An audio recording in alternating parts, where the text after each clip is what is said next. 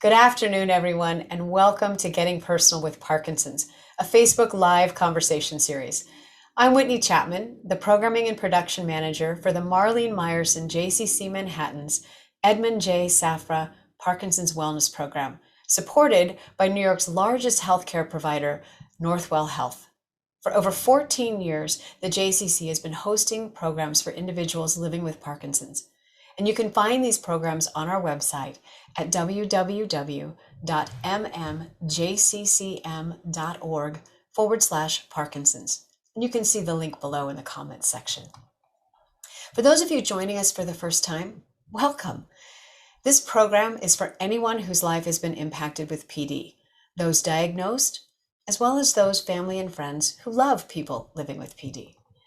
We want this conversation to help put a face to Parkinson's and to introduce you to people living and thriving with PD, as well as experts and care partners who work and support those in the Parkinson's community. Before we get started, I'd like to encourage you to hit the share button at the bottom of your screen to help us spread the word. Your comments and participation in this way is valuable in helping us expand our outreach and to make a difference. So I thank you in advance for doing so. Now, I'm excited to introduce to you Solange Landau. Born in France and now residing in the USA, Solange Landau shares her journey with Parkinson's disease with the support of her 4 children and their families. In her active life, among other things, she was an art dealer until she was diagnosed with Parkinson's.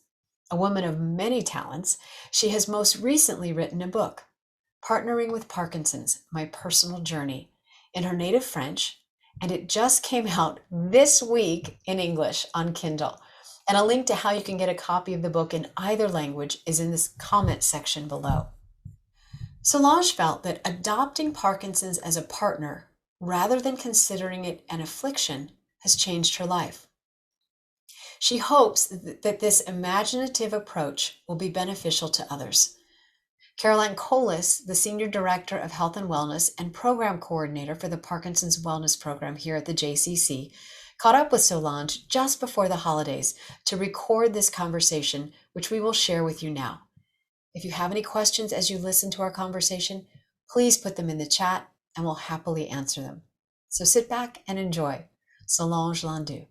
So Solange, it's great to see you. Thank you for coming on the show, my friend. Well, it's been a while, and I missed the classes, but I couldn't go on with it. My back was hurting so much I had to leave. I couldn't do anything if it wasn't sitting down.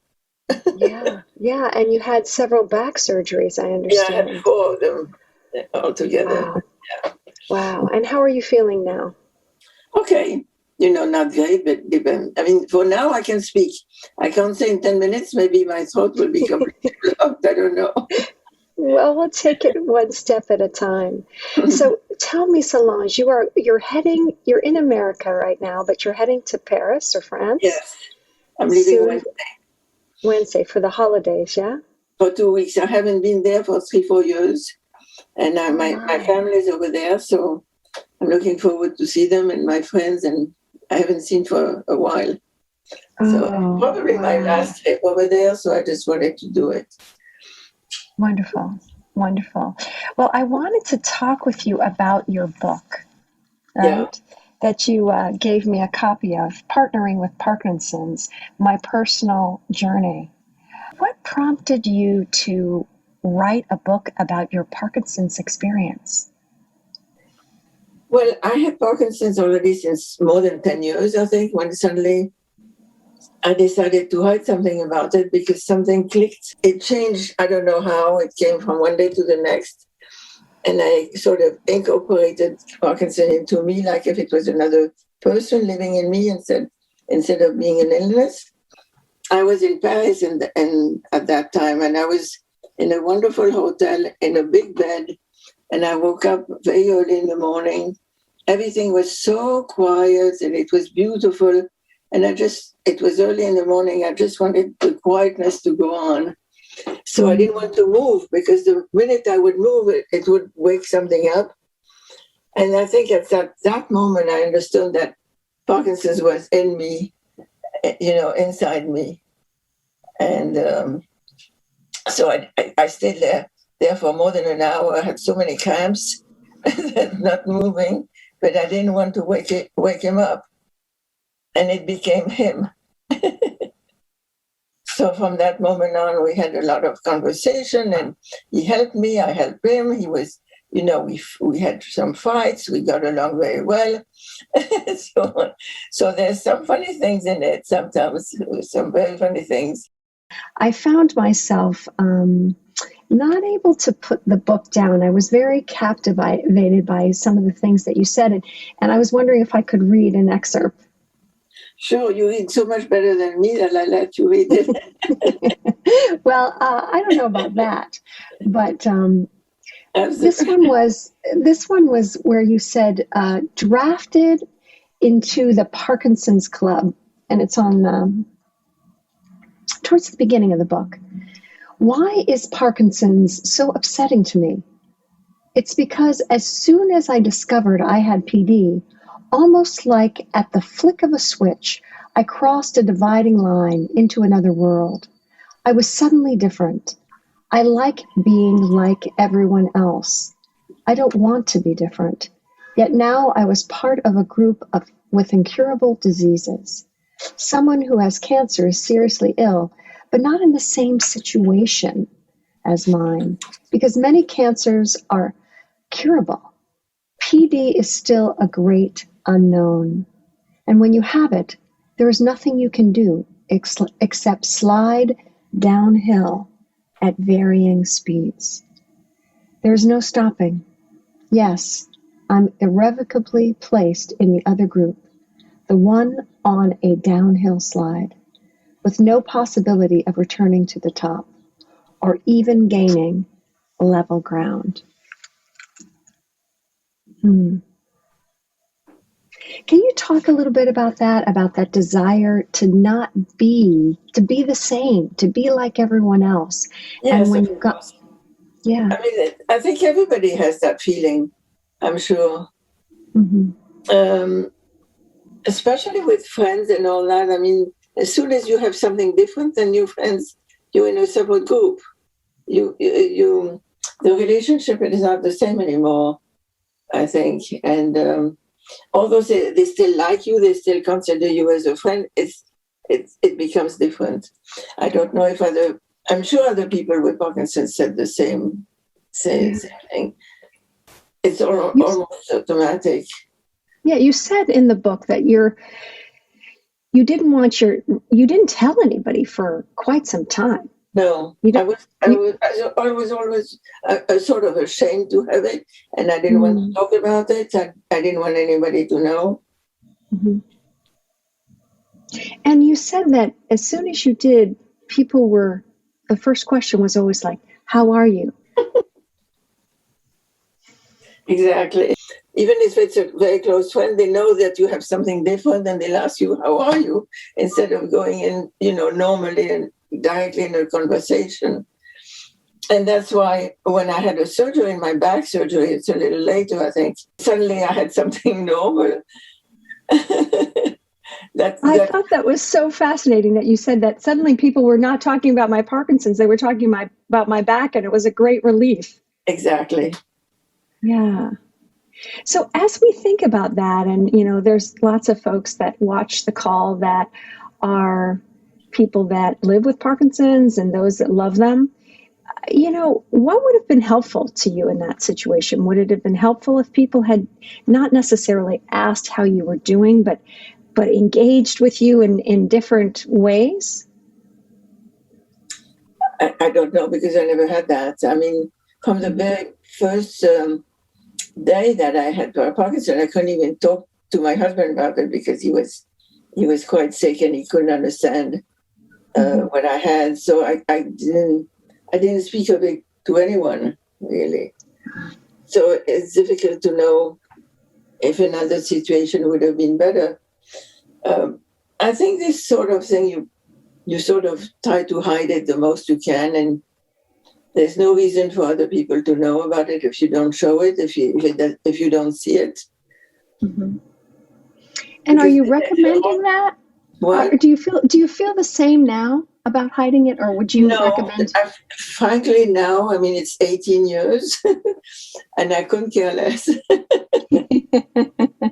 I mean, I really don't care. I mean, sometimes I'm fine and nobody sees anything. Sometimes I'm all over the place and there's nothing I can do. And, if people don't like it, they leave. I mean, that's the way I feel now. I just don't care. Yeah, and I think there's a You have to certain live freedom. at a certain moment. You have to live. Absolutely, and there's a freedom in that, isn't there? Yeah, absolutely. Yeah. Yeah. So do you think it was, I mean, here's something, let's think of Parkinson's as a character, as you describe in your book, right? A character. And it's like getting to know this character.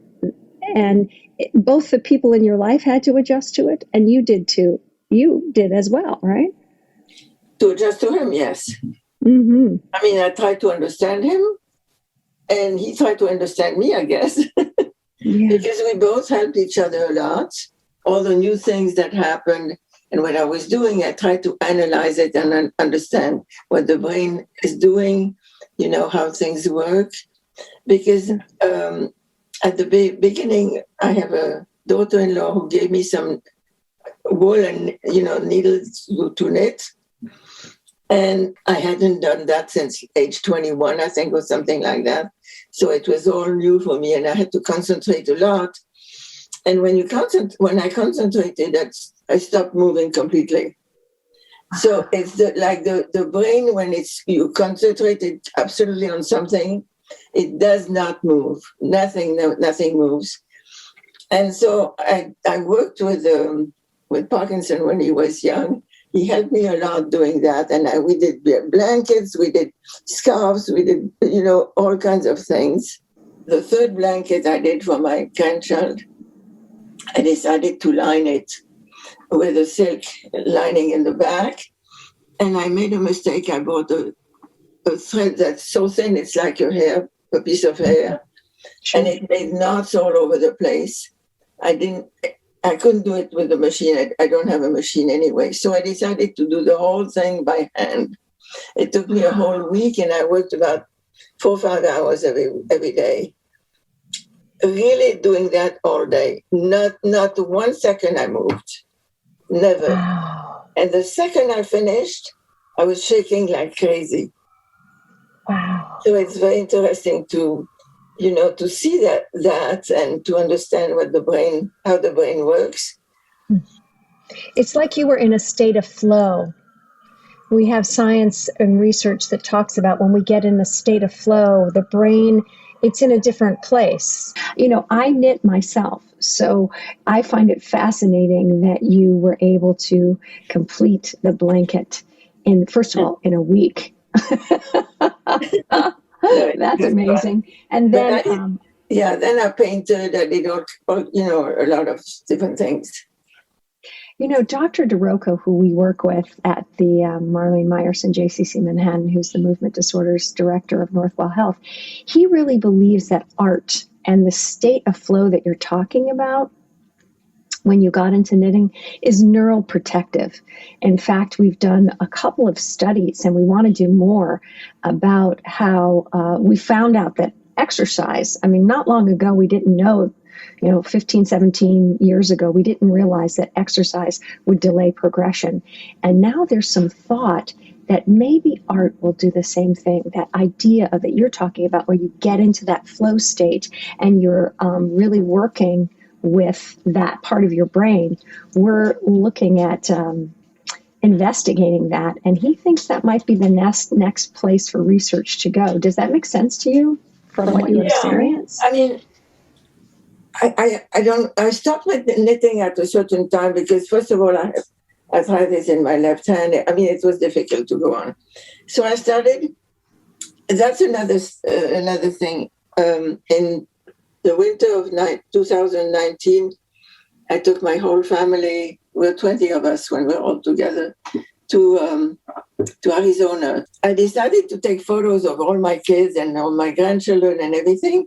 And suddenly one day I decided to draw their portraits from the photos.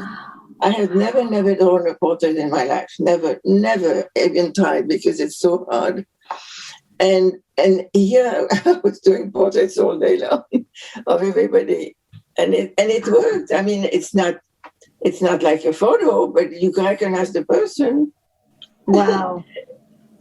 So Solange, you are doing the research that Dr. DeRocco is wanting to do more of, right? You're like a lab research of one, an experiment of one. That's wonderful.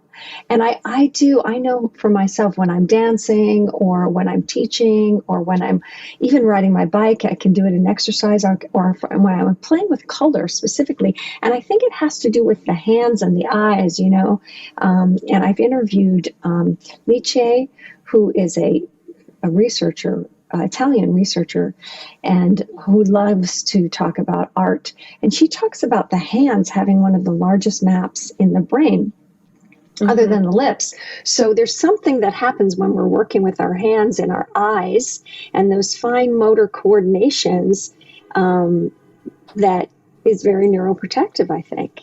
It is, if Parkinson agrees to help you. Yes. Yes. Well, you know what? It reminds me of something we say in Nia, which is like, in my now body, meaning at this moment, right now, I can do X, Y, and Z. And so managing expectations, don't you think? It's like, what can I don't wake up in the morning and think I can do it all. I have to wake up in the morning and say, what can I do today? Yeah. Right. But I painted all the time after. Oh, wonderful. And what are you doing now to sort of prepare you for your trip to Paris? Are you excited about seeing particular things? How long? You'll be there for 2 weeks? I'll be there for 2 weeks. No, I mean, I have all my, I don't have one single dinner or lunch free now. Everything's busy. So you're planned back to back. Everybody Every wants day to I see have you. something to do and somebody to see, which will be very nice. Nice. But I must say that I still write. I write a lot. Since I did this book, the second one is going on, because every time I find something new that's happening, a new development, I write about it. Mm-hmm. And so I'm still writing. But I also need to paint. I really need to really paint. Now, do you write on the computer? Is that how you do it? Or do you dictate it in the phone? And Sometimes I dictate it, but I have so many corrections when I do that. Yeah, me too. That I try to type it, but it's complicated to type because everything is double letters sometimes. 2 O's, 2 L's, 2 L's, because it shakes. So it's not that easy, but I type it, yes. My writing is you cannot read it. I mean, I write things in my agenda. I don't know what I have to do. There's something at a certain time. I can't read it. I don't know what it is. Right. And for those of you that are listening that may not be aware, Parkinson's can affect the handwriting. It can get smaller. It can get more. Because not only it gets smaller and smaller, but they go on. Each letter goes on each other. It's like a mountain of letters, and there's no way you can read it. Yeah. So you know what I have found is helpful if you flick your fingers quite a bit and then you write, but you have to keep flicking your fingers. So it's not the most practical solution because you're flicking and writing something, flicking and writing something, and flicking and writing something. It's kind of quite a workout for the hands. When you got Parkinson's now, and for those people that are listening now that may be newly diagnosed, and do you have any advice for them, or how would you, it's different. If anybody can do what I did, it helped me a lot. I don't think I could live the same way if Parkinson's was really only an illness. Mm-hmm. I live with this person. I try to live with them. They're really annoying sometimes. I mean, recently I wrote a passage that happened 2 weeks ago here. Mm-hmm. because since a few years now I have it on the right side, but the right side is still very young. This one, the left side, is 18 years old. So he thinks he knows everything. He's, and he can do everything. He's really at an age where it's impossible to control. And the other day I went to have dinner with a friend and then to the theater. And at the theater, I was hardly sitting down that both sides started, moving. Moving. All the left side was moving like crazy. Then the right side started also. So in my mind, although I was listening to the play and trying to understand it, I was speaking to both of them, to Parkinson, to leave him alone, to leave his younger brother who's so stupid and he wants to play with him, leave him alone. So I was constantly speaking to the two of them and listening to the play at the same time. At the end of 2 hours, I was completely exhausted. I love that you're like relating to it like it's a family inside your body. That's awesome. It's a unique illness, and everyone experiences it differently. And you have a very creative and imaginative way of working with your Parkinson's, which is to create a relationship with it, to actually see it as a part of you, and also something that, as you said, a relationship, and to talk to it. If anybody can do it, I really recommend it, because I couldn't live without it anymore. And then I saw 2-3 years ago a doctor that, they speak of this new procedure you do. Deep brain stimulation. So I went to see this doctor with my son. First of all, I'm too old to do it. I think the age, the oldest is around 70, and I'm way past that. But I was thinking of it, that I have a friend who did it. He absolutely stopped shaking afterwards, but he lost some of his memory. But then when I was thinking of it, I said, what am I going to do without Parkinson? I brought him up for so many years, and I don't want him to leave. You've grown accustomed to him. Yeah, I really would be so sad that he leaves me. Oh, this is wonderful. Wow, what a wonderful relationship that you have. We say that in healing, acceptance is the first step, and it's not so easy sometimes. But it sounds like you've not only accepted that you have Parkinson's, but you're really playing with Parkinson's and having a dialogue and feeling like Parkinson's is a character that assists you. Exactly. I would feel completely alone if they left me, both of them, especially the left one. Although I keep fighting with Parky, I call him Parky. Because he really thinks he knows everything now that he's grown up and he can vote and everything. He's older, he's 18, right? He can vote now. So he really annoys me sometimes, and he doesn't have respect. He comes in whenever. So we fight a lot, but it's still somebody that I know since a long time, and that I love him like a child. Wow, beautiful. And so next year you'll continue with your painting, and you'll continue with your writing. Yeah, I think everybody should try painting. It's so easy. I went to the house in Long Island for the summer, and I went for long walks on the beach, and I picked up a lot of shells. Big shells, small shells, all kinds of shells. And I started painting shells. And I painted like 1,200 or something like that. I mean, an enormous amount. And I make frames and give them away. But you can do a very complicated design on a shell, or a very just plain color. And the movement, the color, to just fill something with color, I think it's wonderful if you can do it. I think, we're born and we're designed. I heard someone say once, to make things, to create, to be creative. And I hear that's what you're saying. And it sounds like your advice would be to make something. Absolutely. Anything.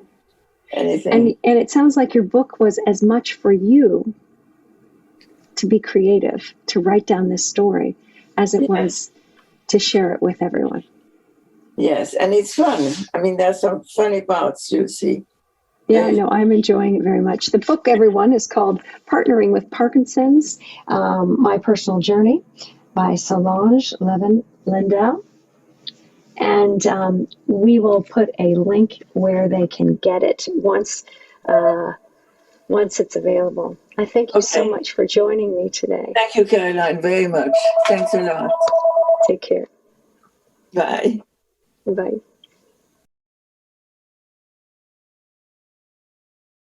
Wow. I found Solange's approach to her PD so creative and clever and very inspiring. I hope you did too. As Caroline mentioned, we just found out that the English version of her book came available this week. And so the link will be available to you in the chat, both in the English and in the French version. And it is available on Kindle. So we'll have that link information for you. There was a question in our chat about for Solange about does she have pain, and that the person writing, Cheryl, says, I know someone who can't stand her constant pain. Unfortunately, Solange isn't here at the moment for me to ask her that question, but I will follow up and put a posted reply in this chat. So if you come back to our feed a little bit later, I'll see what I can find out for you.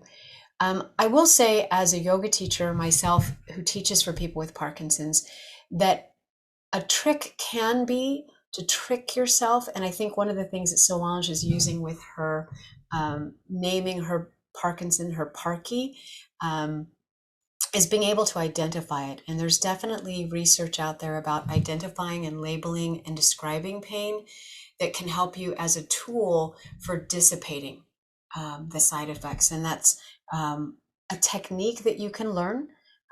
But if you want more information, my email will be in the back end of this, and you can write me there, and I'll try to do what I can to help you. If you enjoyed this conversation as much as I did, I hope you will leave a comment in our chat section or hit the share button at the bottom of your screen and share this with other people who you might find would benefit from this conversation and the inspiration that Solange has to share.